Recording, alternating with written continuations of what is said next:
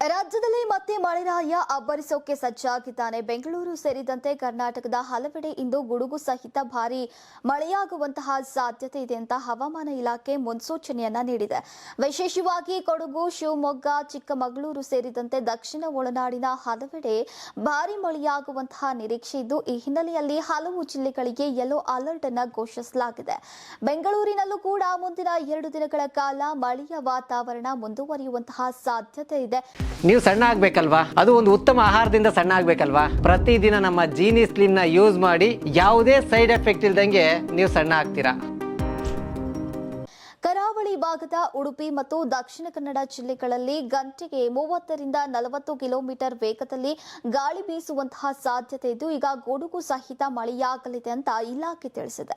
ಉತ್ತರ ಕನ್ನಡ ಜಿಲ್ಲೆಯಲ್ಲಿ ಮಾತ್ರ ತುಸು ಶುಷ್ಕ ವಾತಾವರಣ ಇರಲಿದೆ. ಉತ್ತರ ಒಳನಾಡಿನ ಧಾರವಾಡ, ಹಾವೇರಿ, ಗದಗ ಹಾಗೂ ಬೆಳಗಾವಿ ಜಿಲ್ಲೆಗಳಲ್ಲಿ ಬಿರುಗಾಳಿ ಸಹಿತ ಮಳೆಯಾಗುವಂತಹ ಸಾಧ್ಯತೆ ಇದೆ. ಗಂಟೆಗೆ 40 ರಿಂದ 50 ಕಿಲೋಮೀಟರ್ ವೇಗದಲ್ಲಿ ಗಾಳಿ ಬೀಸುವಂತಹ ಮುನ್ಸೂಚನೆಯನ್ನು ನೀಡಲಾಗಿದೆ. ಇನ್ನು ದಕ್ಷಿಣ ಒಳನಾಡಿನ ಚಿಕ್ಕಮಗಳೂರು, ಕೊಡಗು ಮತ್ತು ಶಿವಮೊಗ್ಗ ಜಿಲ್ಲೆಗಳಲ್ಲಿ ಭಾರಿ ಮಳೆಯಾಗಲಿದ್ದು, ಈಗ ಯೆಲ್ಲೋ ಅಲರ್ಟ್ ಅನ್ನ ಘೋಷಿಸಲಾಗಿದೆ. ಬೆಂಗಳೂರು, ಮೈಸೂರು, ಹಾಸನ್, ಚಾಮರಾಜನಗರ, ಬಳ್ಳಾರಿ ಹಾಗೂ ದಾವಣಗೆರೆ ಜಿಲ್ಲೆಗಳಲ್ಲೂ ಕೂಡ ಗುಡುಗು ಸಹಿತ ಮಳೆಯಾಗಲಿದೆ.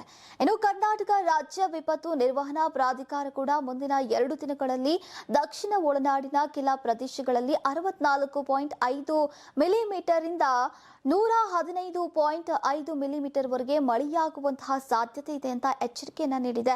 ಈ ಹಿನ್ನೆಲೆಯಲ್ಲಿ ಈಗ ಜನರು ಮುನ್ನೆಚ್ಚರಿಕೆಯನ್ನು ವಹಿಸುವಂತೆ ಸೂಚಿಸಲಾಗಿದೆ. ಒಟ್ಟಿನಲ್ಲಿ ರಾಜ್ಯದಲ್ಲಿ ಮತ್ತೆ ಮಳೆಯ ಅಬ್ಬರ ಜೋರಾಗುವಂತಹ ಸಾಧ್ಯತೆ ಇರೋದ್ರಿಂದ ಈಗ ಜನರು ಅಗತ್ಯ ಮುನ್ನೆಚ್ಚರಿಕೆಯನ್ನ ಕೈಗೊಳ್ಳುವುದು ಅಗತ್ಯವಾಗಿದೆ.